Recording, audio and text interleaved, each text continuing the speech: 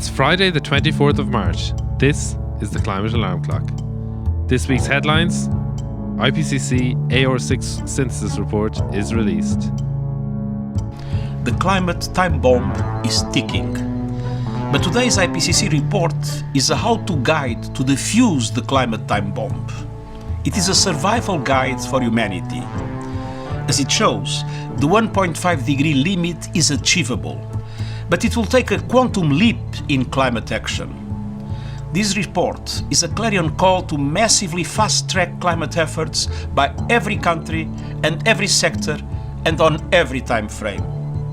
In short, our world needs climate action on all fronts, everything, everywhere, all at once. Hello everyone and welcome to the Climate Alarm Clock, your weekly Irish climate news podcast. I'm Darragh and this is a special episode that we were doing on the latest IPCC report. You heard there from Antonio Guterres and you're going to hear now from my usual co-presenters Anna Pringle and Ciara Daly. How are you doing? Hello Darragh, very excited for this episode.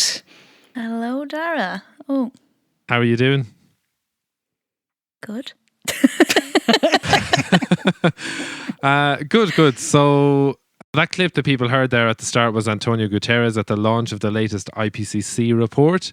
We're going to be discussing everything that's in that report. Before we do, just a quick shout out to the people who have supported us on Buy Me a Coffee this week.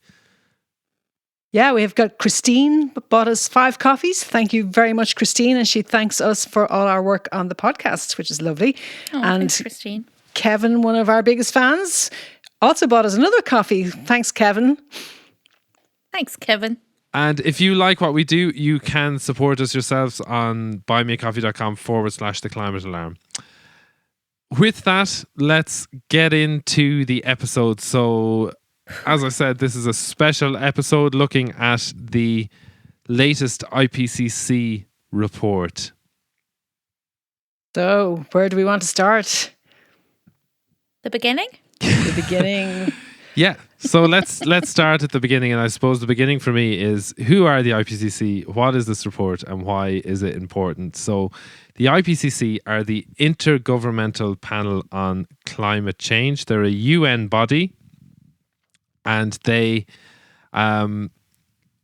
basically are a collection of the world's best climate scientists who review lots and lots of publications around climate change and compile them into these comprehensive, to say the least, reports.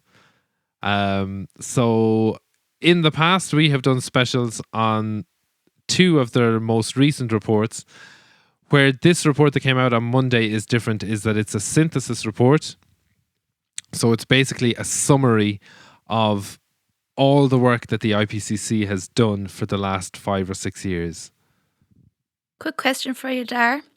Do you need to be familiar with the previous reports to get into the meat of today, or can you pop on in and catch up now? Can you start can you start on like the 4th Harry Potter book or Yeah, that's exactly the comparison I was thinking of. the 4th one. So I suppose the thing for me with these reports is that they are massive. There's so much in them that I don't think you can ever really digest everything that's in any of the given reports in one sitting. It's something that I think you need to commit to, saying, I'm going to learn what's in these IPCC reports and kind of take time to do it. There's sort of pros and cons to for this report being the first one you dive into. The pro being that it's a summary, so it has gotten all the work that's been done in the last 5 or 6 years and tried to compile them into one sort of comprehensive collection of information. The problem with that is that it's really, really dense. So it's kind of just these big key statements, these sweeping, overarching statements that actually don't have a lot of, or don't have a whole lot of detail in them. So you can get the overall message, which, surprise, surprise, is quite a negative one, saying that we need to act now. But really, if you want to start to understand the nuances of it, then probably going back and engaging with the the specific reports is a better way of doing it. And at this stage, I suppose I'll shout out, we have 2 special episodes on the last 2 IPCC reports, so that might be a good starting point for anyone looking for a bit more detail. We'll put a link to those in the show notes. But to answer your question, Ciara, I think the summary for policymakers, which is the one that came out on Monday, it is very dense, as Darragh said, but it does replay everything. So, you don't have to have prior knowledge to read it or to understand it. And it does then give you links and references back to where the data came from if you wanted to read it yourself. It also has a lot of nice graphics, and I've seen a lot of those being shared on Twitter and so on, that actually do a good job of showing some of the key points as well. Okay, well, I'll be the first to put my hand up and say that last night when I was preparing for this, I went back and I listened to the Climate Alarm Clock episodes. Even though I'm in there, I have no memory of what we were like. I didn't retain any of that information. So, pat on our back. They were a really good resource to go back and kind of get to grips with what they actually contain.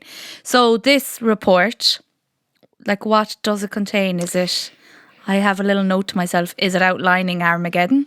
Or what is it talking about? Just on this one, the summary for policymakers is an interesting part of it, because each of the major reports has a summary for policymakers. And the major report is the science, but the summary for policymakers is actually a negotiation. It's a negotiated document in that all the countries involved have to agree to what's included in that. So sometimes it can be, I don't know, watered down is the right word, but there's a lot of negotiation in the language. The language can be sometimes a little bit less direct. Yeah. So, for example, with this one, there was like a week of negotiations going on last week, and there were, I had made a note of this, where is it? Oh yeah, there were in the negotiations, there were over 650 people from 135 countries in the negotiations. And there's actually an amazing report on that where they go through which countries objected to which lines and sort of the negotiations that were going on all the way through.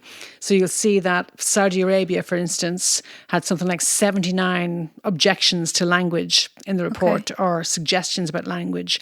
So So keep that in mind as you're listening to what the key messages are, because despite all that, I think the key messages are very, very clear coming out of it, even though it was done by committee.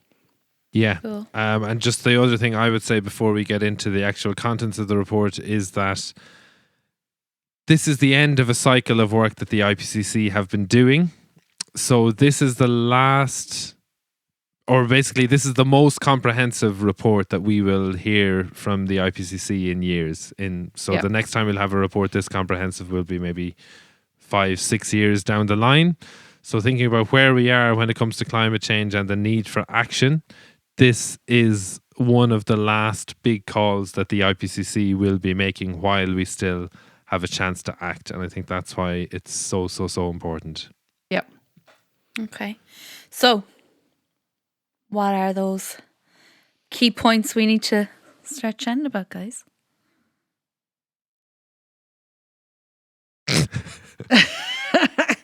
Anna, do you want to start us off? Sure. Okay, so at its most basic, the most basic and clear finding that there is no doubt about is that human activities have caused global warming. And we are currently at circa 1.1 degrees Celsius now, and emissions are still going up. So what does that mean, circa 1.1? That means that's 1.1 degrees above pre-industrial levels. So that's how they measure it. They look at what the average was up to 1950 maybe, and then they look at what the average is now, and that's over 10 to 20 years. So we're now 1.1 degrees above, and emissions are still going up. And related to that, global warming will continue to increase in the near term in nearly all of the scenarios and pathways that they've looked at. Okay. Can I do a quick, target check with you guys, because one of the things that really confuses me is 1.5 degrees, 2 degrees, 2030, 2050, all these kind of numbers are batting around. And I don't remember facts, so it kind of confuses me.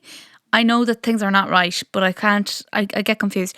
So can you give me can you chat through just quickly what some of those figures are? What is the 2030? Where are we with the 2030 1.5 degree warming? Is there anything to do with 2040? Have I just made that number up? What are Ireland's targets? What are we committing to for 2030? What are we committing to for 2050? Real quick, just run them off for me there, please. So in terms of the 1.5 and the 2 degrees, when the Paris Agreement was signed back in 2015, there was a target of 2 degrees with an aspirational goal of limiting it to 1.5 degrees. And at the time, Pacific Island states in particular were saying, please, can we aim for 1.5? And then the IPCC, actually, the first report that they did as part of this cycle was looking at the differences between 1.5 and 2 degrees. And when they did that report, they realised 1.5 degrees, they realised 2 degrees was an absolute catastrophe and 1.5 degrees was still terrible. So there was this kind of, in 2018, there was a real push that, we have to try and go for 1.5. In terms of that target, that's our eternal target. Ideally we don't want the climate to go anything above what it's already at, but we definitely don't want it to go above 2 degrees, and ideally we don't want it to go over 1.5 degrees. So we want to stabilize the climate at that. So there's no real cutoff point. That's where we want to stop the climate, stabilize the climate at, and then start to bring it down. Unfortunately, this report that has come out is saying that it's almost certain that we're going to hit 1.5 degrees, at least temporarily, sometime in the next decade, sometime in the 2030s. The early 2030s. Yeah, so we're missing. So we're basically breaking through. We're blasting through those targets that we'd set for ourselves. Okay, and then just quickly from Ireland's standpoint, is our target we want to hit, there's something about carbon neutrality for 2050, or all these kind of figures that go around? Our low carbon climate action law. By law in Ireland, we have committed to reducing emissions by 51% from 2018 levels by 2030. So you'll hear us talking about sectoral emissions and what agriculture has to do and transport and so on. And so Ireland has committed to reducing emissions by 51% by 2030. And to reach net zero by 2050. But then as part of sort of in some of the discussions that went on around the release of this report, experts were really urging developed countries that we need to get there faster. That in terms of global equity, developed countries should be reaching net zero by 2040. Is sort of what was being said at the press conference earlier this week. Okay, it's definitely the sort of thing I need to go back and re-listen to 20 times before I actually understand and remember this. But thank you. Yeah, and I also think with a report like this, to some extent it is irrelevant. We don't there's enough stark warnings that we don't have to really get bogged down in the details. Well, also, we've kind of talked about this before too, though, that the focusing on 1.5 and focusing on 2030 makes it sound like, if you don't do that by then you might as well not bother. And it's not as binary as that. And I think that comes out very strongly. It came out very strongly in the press conference for this report, and it's really reiterated throughout this report as well. Okay, so what else is the report telling us? So I think kind of linked to what you were saying, the report is saying that the commitments that have been made under the Paris Agreement to this point aren't nearly enough to reduce emissions to the levels they need to be at. There is that thing that I just mentioned about equity and justice, and that developed countries need to be doing way more, way faster in terms of both reducing their own emissions, but also in terms of providing support and finance for developing countries. And the report also shows really clearly that developing countries who are already being hit hard by climate impacts and are going to be hit even harder into the future. So that's that really shines through clearly in the report. Yeah. Yeah, just coming back to the point about that we're not doing enough, there is a graph in the report that is very telling, where it looks at greenhouse gas emissions and it looks at the commitments from the Paris Agreement, and it shows what it needs to be to limit warming to 1.5, to limit warming to 2, and then it shows that actually if you implement all the policies that are committed to from the Paris Agreement, it's much, much higher than what's needed. The emissions are much higher than what's needed to limit it to 2 degrees. So implemented policies result in projected emissions that lead to warming of 3.2 degrees. Wow. Yeah, and that's if they're implemented. So there's also an implementation gap, as we know well, in Ireland. So that just shows you there's a kind of stark gap, an emissions gap, they're calling it, and an implementation gap. Yeah, and possibly then related to that is, so when it comes to fossil fuels, it says that projected CO2 emissions from existing fossil fuel infrastructure without additional abatement would exceed the remaining carbon budget for 1.5. So the report is saying that take, future exploration and everything out of it, if just all the sort of existing fossil fuel infrastructure, the existing oil wells, the existing places where gas and coal are being, are planned to be being extracted from, if we burn all that, we blast through the 1.5 degrees target. Yeah. So then if you also couple that, I think we mentioned in an episode a couple of weeks ago that if the global agriculture industry carries on the way it's going, those emissions alone would be enough to blow us through the 1.5 target by 2050. So when you start adding all these things up together, it's very, very clear that we're way, way off course. Yeah. So it's very clear that fossil fuels have to stop. They have to go. We've talked about that before. And one of the items in the report, it says that about 80% of coal, 50% of gas and 30% of oil reserves, so that's known reserves that we know are out there today, cannot be burned or emitted if warming is to be limited to 2 degrees. So when you think about all those companies that we know and love, all those fossil fuel companies that are out there sitting on oil and gas reserves, you think about the Willow Project we talked about last week in Alaska. We should not be burning those reserves. We just shouldn't if we want to limit global warming. And meanwhile, we're also giving lots of subsidies to fossil fuel companies. And the report actually does say that removing subsidies for fossil fuels is part of the solution as well. Okay, so it does go into solutions, the report. Yeah, it does. That's encouraging. Yeah, well, the good thing is that there's a lot we can do, and we know what we can do. In the language of the report, they say there's multiple feasible and effective options to reduce greenhouse gas emissions, and they are available now. So it's not pie in the sky things that have to be invented. There are known technologies and known processes that are available that we can use to tackle this. Yeah. Okay. And they're all things that everybody knows. They're things like wind and solar. They're things like stop burning fossil fuels. They're things like protect our bogs, like nature restoration, like reducing consumption in general, like changing what we eat to more sustainable plant-based diets. They're the multiple feasible and effective options.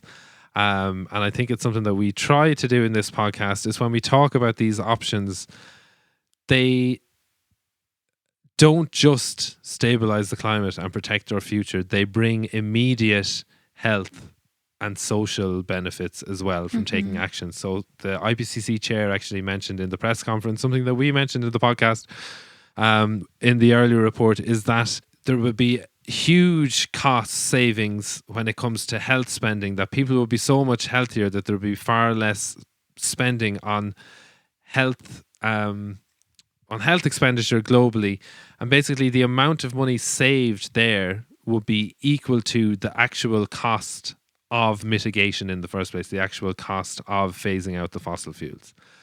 So that's without even talking about how much money we'd save in the long term from avoiding climate impacts. So there are huge benefits to taking this action. And sort of related to that, with the co-benefits, let's hear from Christopher Trissos, who spoke at the conference. I think this report also makes clear that action to reduce greenhouse gas emissions and adapt to the impacts of climate change is more urgent than previously assessed in AR5, and that actions in this decade are critical for securing a sustainable future for all. I'd also like to emphasize the report has a more integrated assessment than we have had before on the linkages between adaptation and mitigation actions, and that there are multiple co-benefits both in ecosystems and for human health by integrating adaptation and mitigation. For example, reducing greenhouse gas emissions, which are often co-emitted with other near-surface air pollutants, can have huge benefits for improving human health. Shifts to sustainable, healthy diets can also benefit biodiversity by opening up land for ecosystem restoration. So the report points in detail, more than in AR5, to the multiple co-benefits we can achieve, not just for the climate, but also for society and biodiversity by taking more rapid climate action. Wow. Watching that reminds me of when we used to watch the NEFID briefings during COVID and everyone was taking it seriously. But right now, no one is taking it seriously. Yeah, and I think that's the thing with these reports, is that they can be really kind of really overwhelming, really negative. But when you actually think of the future that it is outlining, you know, it's not just that we keep the planet livable, it's that there are so many co-benefits. It's that our day-to-day lives, our day-to-day health and well-being can be better than they are at the moment. And I think that's kind of, you know, a big part of the reason why we need to take action. I suppose that's basically what you've just said there, Darragh, is basically a summary of the conclusion of, or like what the report concludes. Would that be fair to say? I think that's the best message to take out of it. You know, for me, like that's the thing that motivates me personally. But I think there's lots of key messages. I think maybe there's kind of the stark warnings are probably also as important, and that's kind of that, you know, the line that's there is that there is a rapidly closing window of opportunity to secure a livable and sustainable future for all. So the other sort of key message that was coming through in the report is that, and in the press conference, is that what we do in the next decade will have impacts for humanity for centuries and millennia to come. So that they're saying things like, if we don't reduce emissions in the next decade rapidly, in this decade rapidly, so by 2030, then it's going to become harder to adapt. That there are some regions, there are some countries, there are some people who won't be able to adapt anymore. Just their situations will become unlivable. So there is this future, you know, there is this better future that's possible, but there's a really, really narrow time frame to start taking huge action if we actually want to get there. Yeah. And Darragh, to that point, the theme of equity and justice comes across very strongly in the report as well, because they point out that, as always, the most disadvantaged countries and people are hit the hardest. So that's why they keep coming back to rich countries, or richer countries, need to up their game on finance and support for poorer developing countries to help them mitigate and also adapt to climate change. Is it Peter Thornton is the Irish Peter scientist? Thorne. Peter Thorne. Peter Thorne, who was one of the scientists that contributed to the report. I heard him saying yesterday, which is such a good point, like the climate doesn't care about how you slice the pie in terms of the responsibility for cutting emissions. So kind of the argument of who's responsible for what is completely irrelevant, and we just kind of all need to start doing everything yesterday. Yeah. Is what I took from it, really.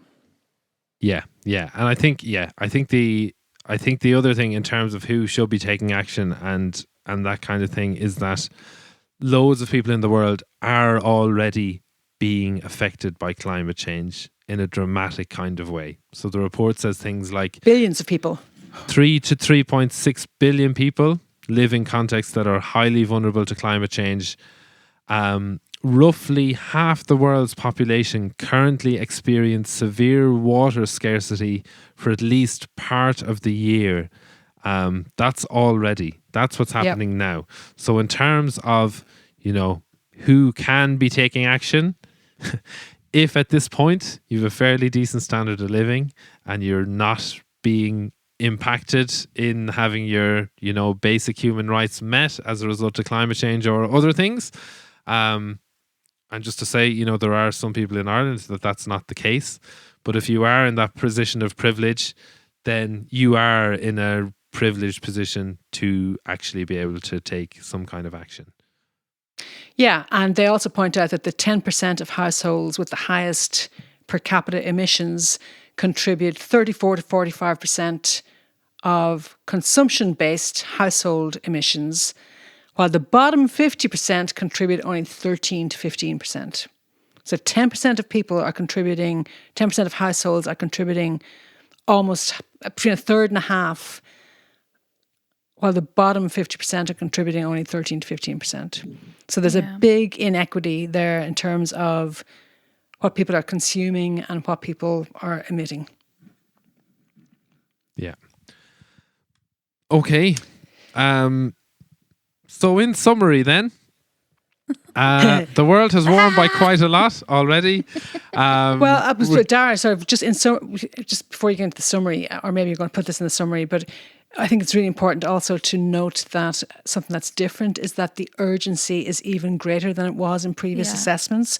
So one of the findings from this report is that they are saying the urgency is greater, and they're saying it because they have data now, whereas before a lot of the assessments were based on modelling. Now they have observed data that is confirming the models, and it's actually showing that change is happening faster than expected and at lower levels of temperature increase. So that's why there's an even greater sense of urgency now. Yeah. Yeah, so to round up the report then. But wait! So humans have caused global warming. We're at over 1 degree of warming, and it looks inevitable that we're going to get to 1.5 degrees of warming at some stage in the near future. The commitments that have been made up to this point are nowhere near enough to reduce emissions. Rich countries need to really up their game, and there is huge inequity in the way people are being affected by climate change around the world.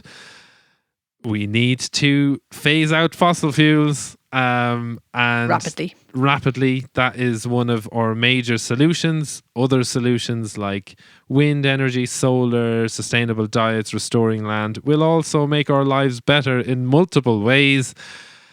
And we need to implement these solutions rapidly. We are running out of time, and we need to see transformational change in the next decade if we're going to reach that. Reach those goals. As the report says, deep, rapid, immediate reductions in emissions are required. Yeah. And they keep saying that. Deep, rapid, immediate. Can't wait. Yeah. So, how was everyone's week with this report then? How's everyone feeling about it? I have actually been, I would say, in good spirits because I avoided it to some degree. I I was aware. I was kind of looking to see what coverage there was. There wasn't really anything. I was expecting that. Then I was actually, no, I did not have a good week. I felt like I was being gaslighted. I felt like I was losing my mind. I felt like I was overreacting. I felt like, why am I being so dramatic about this climate crisis thing? Who the fuck do I think I am to think I know better than everyone else? Not that I think I know better, but like, I just was like, how do I know that you can trust scientists? But what is, like, obviously I can trust scientists.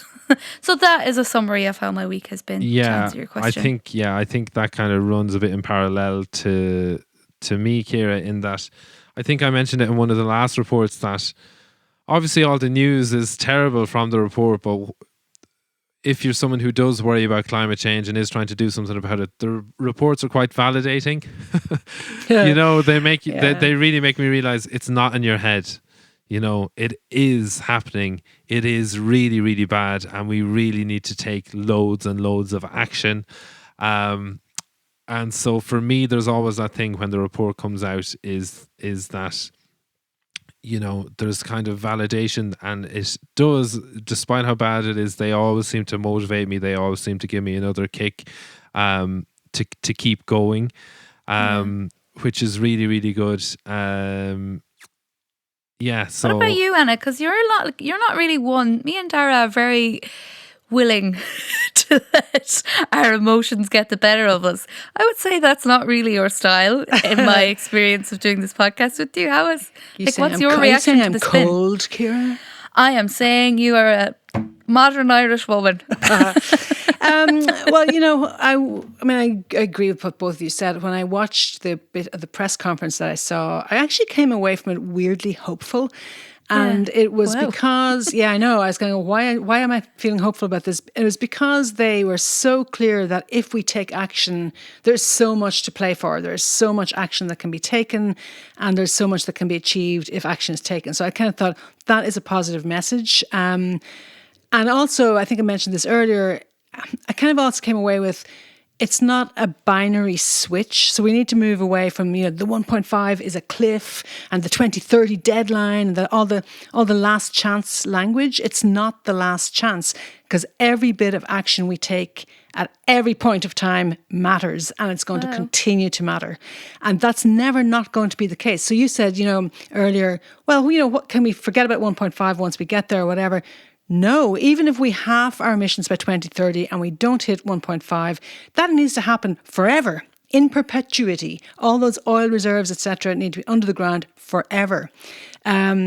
So there's a lot of action that can be taken, and it comes across in the report very clearly as well. Every incremental rise in temperature, every incremental emissions matters. So we have to do whatever we can to stop that. So I kind of came away a bit motivated by that. And then over the last few days, then I started to oscillate a bit more and go, because, then you look at the lack of action and the state capture by fossil fuel interests. It's so frustrating. And I think that the big frustration, and we've talked about this before, but I feel this has been the worst yet, is just the media coverage has been abysmal. It's been absolutely abysmal on this. And I think for me, this is something that I kind of earmarked as really important, because this is the last time we're going to hear from the IPCC for a while in this comprehensive way. And the next time we hear from them, it's going to be too late if we haven't taken action. So you kind of expect, maybe we'll see an uptick in media coverage. And it hasn't been there. Irish Doctors for the Environment were really good in calling out the Irish media on Twitter this week, saying that, they really need to up their game when it comes to climate change coverage. The only paper that carried it on the front page the day after the report came out was the Irish Times, and even their headline was wishy-washy. But just that lack of reaction is just astounding to me. And it kind of struck me that the IPCC now they're being treated like the boy who cried wolf. Like they've been saying, so maybe there's only so many doom and gloom metaphors that poor old Antonio Gutierrez can use. It's not getting through anymore, because there were reports last year that had very hard-hitting language. And now the news cycle is just moving on so fast from it. Yeah. there was a record-breaking cyclone that hit southern Africa last week. Typhoon, maybe it was a typhoon. Either way, we never heard a thing about it in Ireland, hardly. Yeah, and I think there's loads of journalists in Ireland who I really, really respect. But sometimes I take a step back and I'm just like, you're really terrible at your jobs.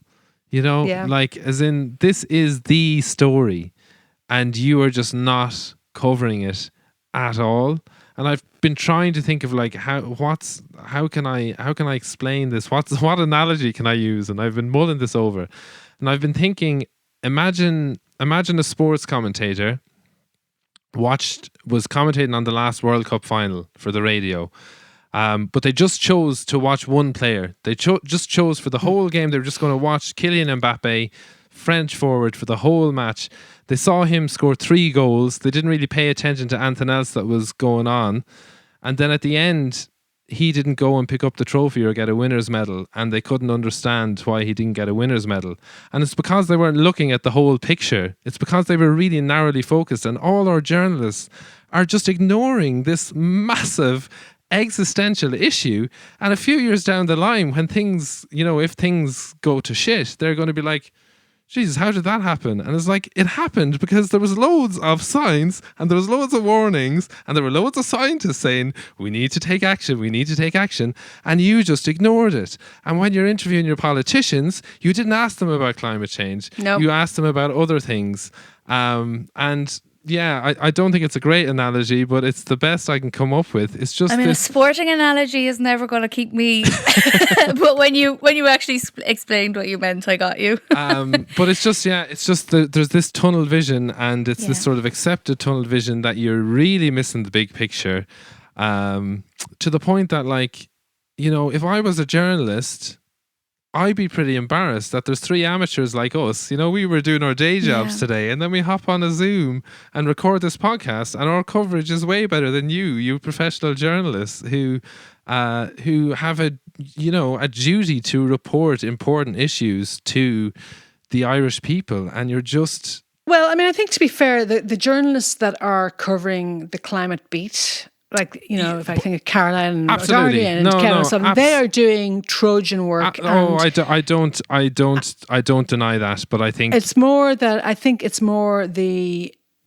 it's the editors, it's the management, it's the overall ethos of the media is just ignoring it completely. And you have to look at the Rupert Murdochs of the world and stuff, who are out and out climate deniers and delayers, and have a huge impact. And I'm going to roll back a little bit, and something that friend of the podcast and co-host last week, Tom Spencer, said to me is that, his experience of working in that world of journalism, they all have deadlines. They are all under pressure. They all, they're all just scrambling to keep up with their stuff, which is totally fair enough. But I think what really shines through from this report, and what really shines through from the Peter Thorne quote in particular, is that, the time for saying this is someone else's job has passed. So maybe we'll be listen to that. Well, just before you go there, one comment I saw that I think was really spot on was about the social contract that we all have. You live in a society, there's a social contract, and it's not being rewritten fast enough. Mm-hmm. So as an example, in Ireland, we won't give up turf, or we won't consider driving less. We won't consider anything that, might stop us doing what we want to do. And that social contract has to change.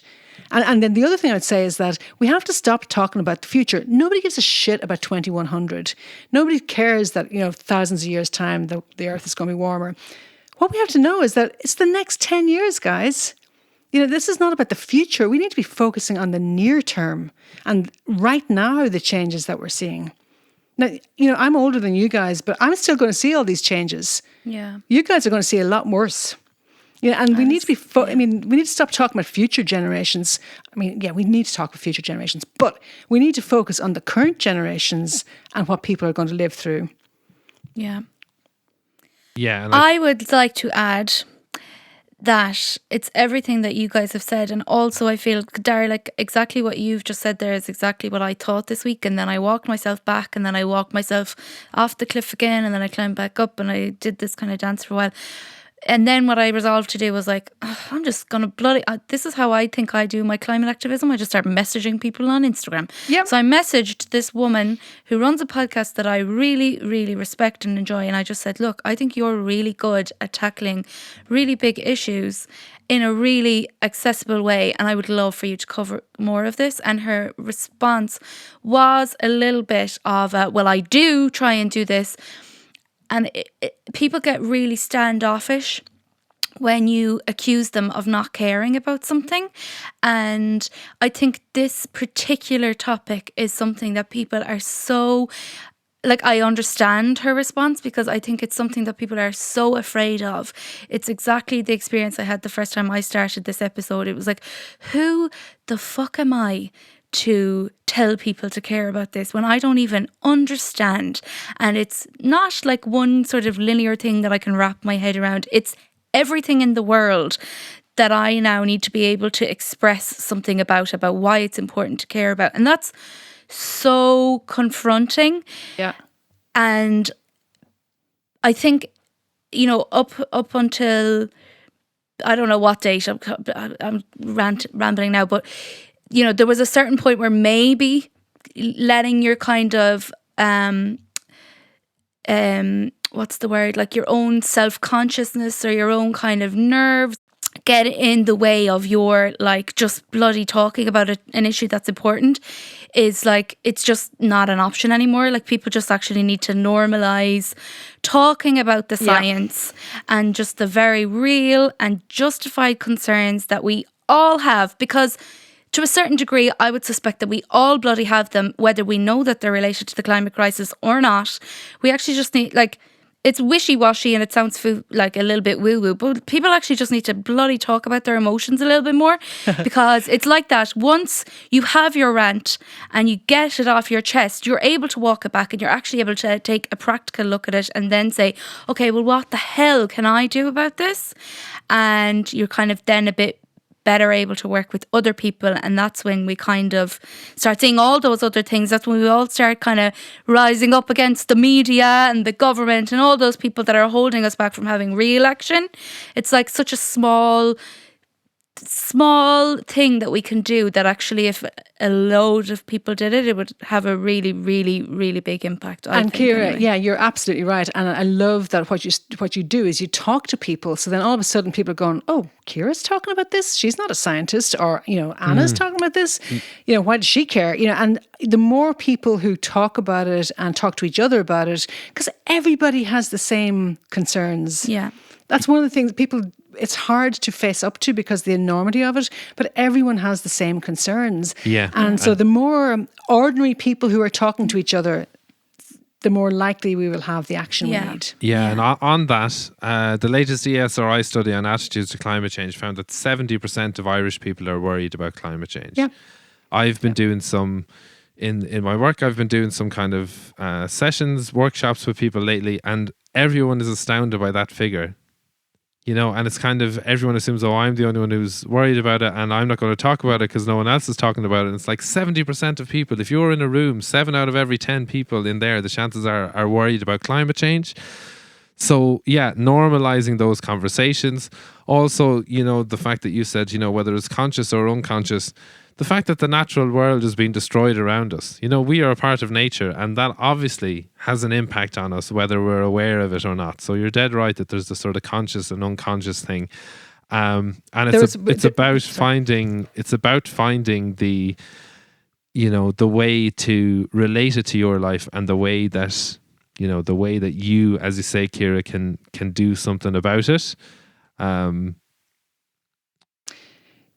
Yeah, there was a report, one of the good reports actually on RTE News this week was George Lee went down and talked to some people in Wexford about coastal erosion. I don't know if you saw that, but there's just people who live beside the sea and, you know, farmers, local people, houses that have been there for centuries, and they're literally starting to fall into the sea. The coast is crumbling under them.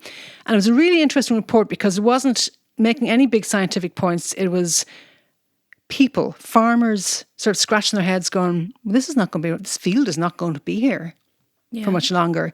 And it really brought it home, the power of what's happening and the enormity of what's happening, but in a very relatable human way. And I think we need more stories like that. And I think, and I think we need to, as you were saying, Ciara, we need to figure out ways that we can, relate it to our own lives. And I think on that, I think Peter Thorne at the press conference was really, really good in the stuff that he said about that. So this is Professor Peter Thorne, who's actually a lecturer in the University of Maynooth. So let's have a listen to what he said.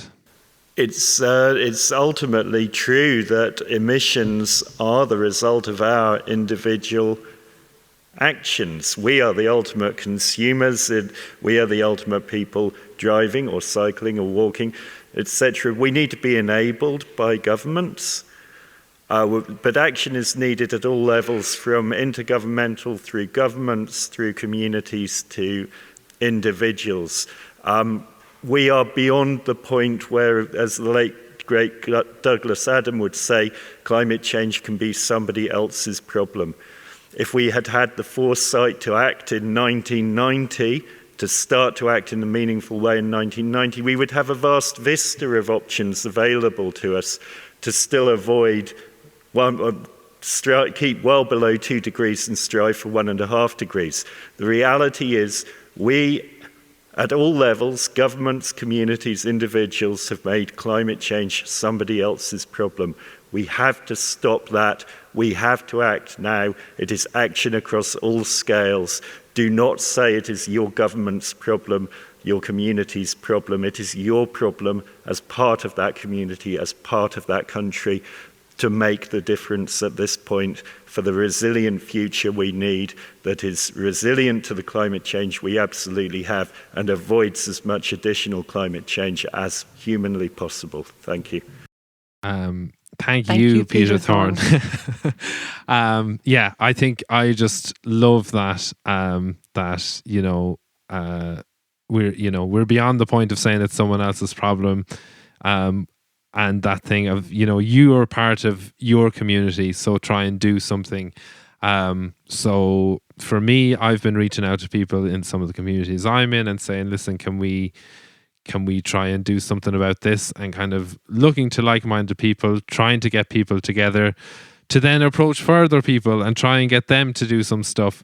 And for me, I think if we look at that IPCC video, that press conference has 9,000 views on YouTube.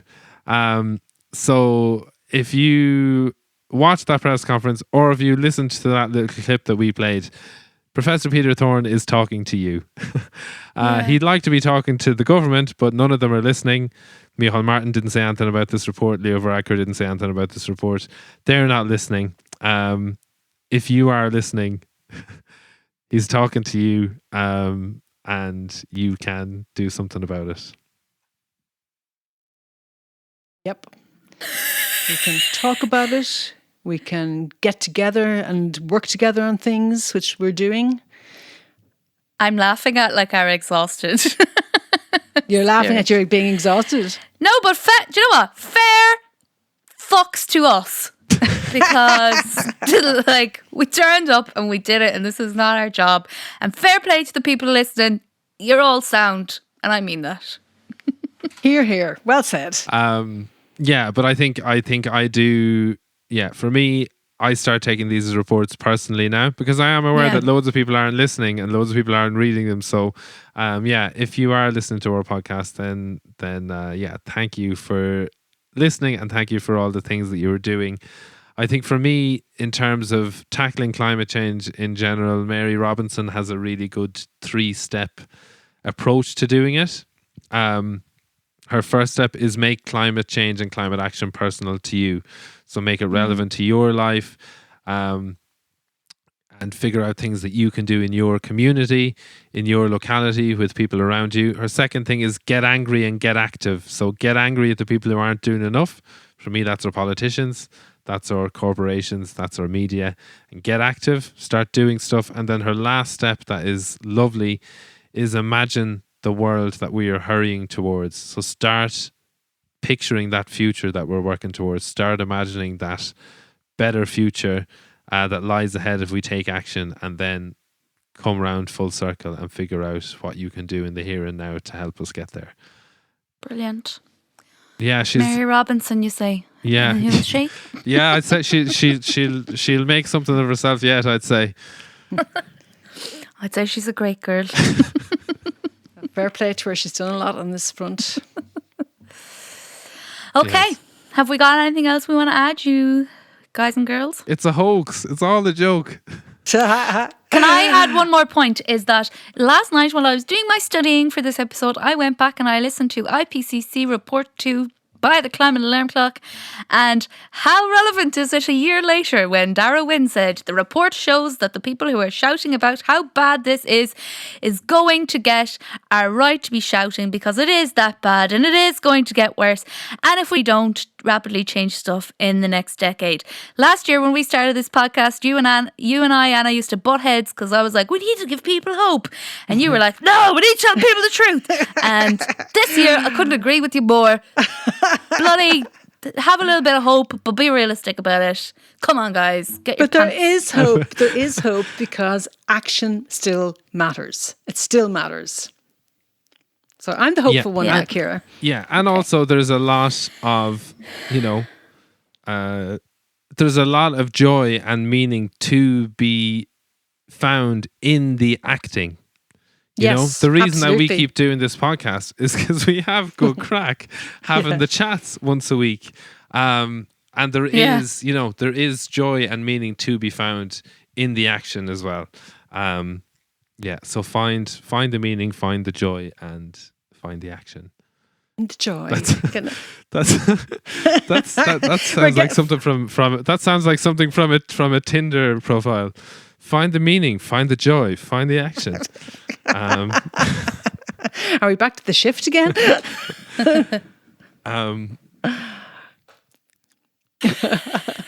Hope so. It's bad Right, when guys, Ciara's telling us to wrap it up. There's a climate crisis that needs to be solved. Thank you very much to everyone who has listened. We are recording this in a late night session this week, after I think all having very busy weeks and all cramming the report and lots of other stuff. So thanks to everyone for listening. A huge thanks to Rob, our editor and producer, for editing this podcast, this episode in particular. Thank you very much, Rob. I was just going to say. We love you, Rob. Oh, wait, did we hit record? And thank you to you, all our listeners. If you do like what we do, you can support us on buymeacoffee.com/The Climate Alarm. But more importantly, you can share this episode or share any other episode of the podcast with your friends, with your family, with your colleagues, to start normalizing these climate conversations that we need to be having. Even if you don't feel like it's normal. Yeah, eventually you will though. But that's it for this week. Thanks a million, Ciara and Anna. Lovely chatting to you as always. Thanks, Darragh. You too. And thanks to the IPCC, a great gang by all accounts. They're sound bunch of lads.